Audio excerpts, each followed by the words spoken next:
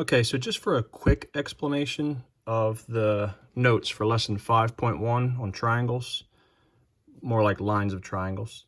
The first image you see in the notes talks about point of concurrency. Whenever you have 1, 2, 3 or more lines and they all intersect at the same location, the same point, that point is known as the point of concurrency. In this case, it's point V. In Theorem 1 talks about the circumcenter. When you have perpendicular bisectors, now perpendicular means that it creates a right angle. So this line is perpendicular to this line. And it's a perpendicular bisector because the point where that line hits it, it's hitting it directly in the middle of that line ZX, causing that line to be equal on both sides. It's kind of like saying it cuts it in half.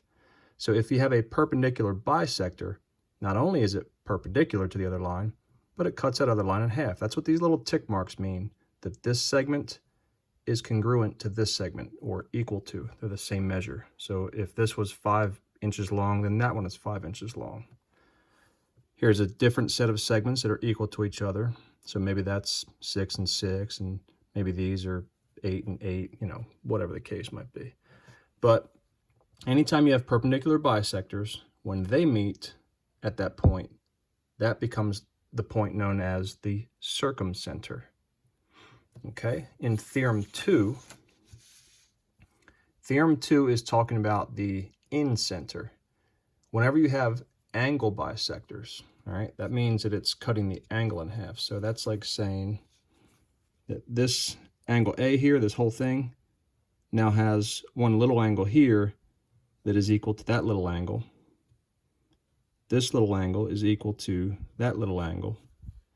And this little angle is equal to that little angle.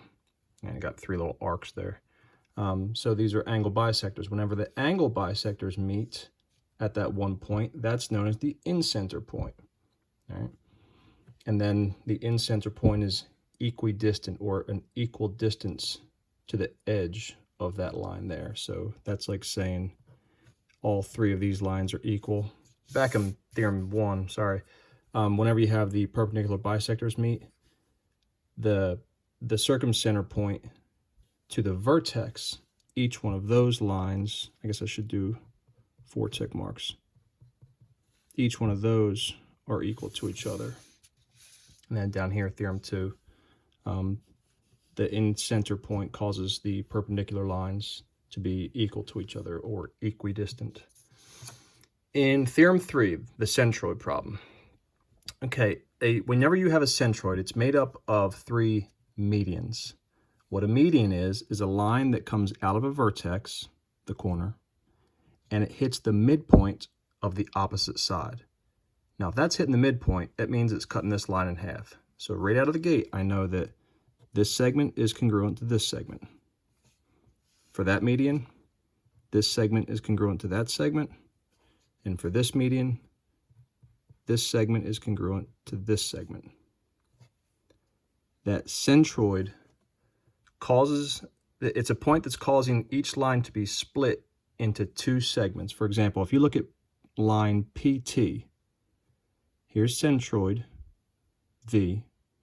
It's causing this segment right here, PV, to be exactly 2/3 the size of the whole thing.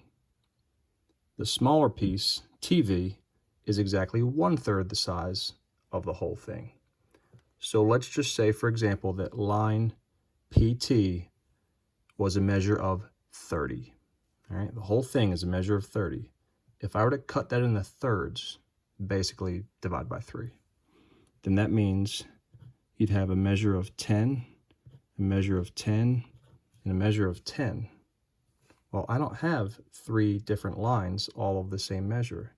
I have 1/3 and 2/3. In other words, line VT is 1 of the thirds, or a measure of 10. Line PV is 2/3, or a measure of 20.